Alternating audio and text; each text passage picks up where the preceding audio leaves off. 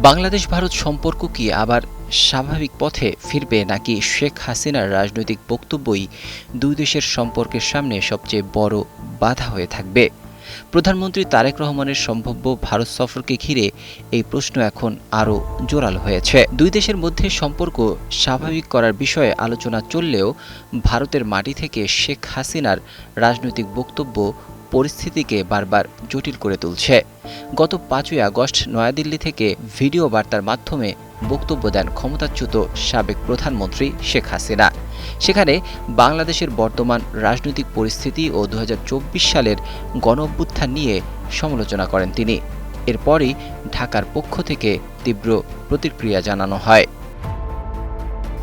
বাংলাদেশের উদ্বেগের জায়গাটি শুধু শেখ হাসিনার প্রত্যাবর্তন নয়, বরং ভারতের ভূখণ্ড ব্যবহার করে তিনি রাজনৈতিক বক্তব্য দেওয়ার সুযোগ পাচ্ছেন। এই বিষয়টি তাৎক্ষণিকভাবে বড় সমস্যা হয়ে উঠছে।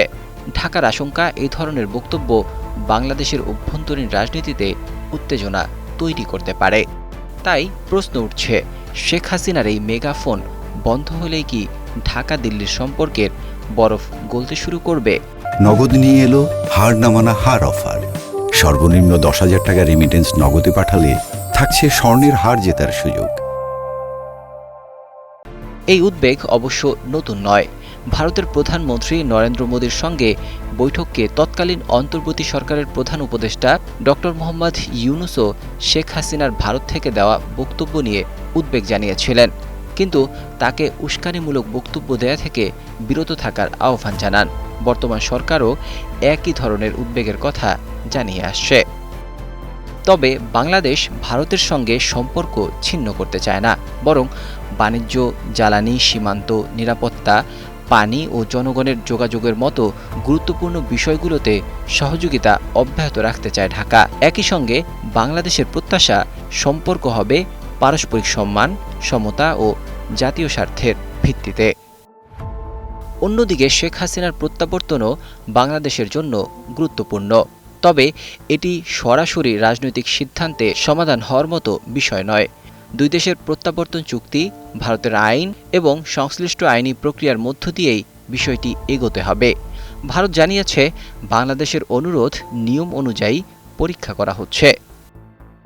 এদিকে তারেক রহমানের সম্ভাব্য ভারত সফর ঘিরে কৌতূহল বেড়েই চলছে।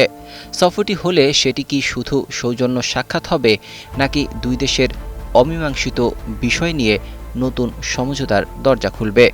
বাস্তবতা হলো, দীর্ঘ সীমান্ত, বাণিজ্য, নিরাপত্তা ও আঞ্চলিক যোগাযোগের কারণে বাংলাদেশ ও ভারত একে অপরের পুরোপুরি এড়িয়ে চলতে পারবে না। তাই এখন সবচেয়ে বড় প্রশ্ন হলো, শেখ হাসিনাকে ঘিরে রাজনৈতিক উত্তাপ পেরিয়ে কি নতুন সম্পর্কের পথে হাঁটবে ঢাকা দিল্লি, নাকি তারেক রহমানের ভারত সফরের আগেই আবারও জমে উঠবে কূটনৈতিক বরফ? Desk report, ২১ television.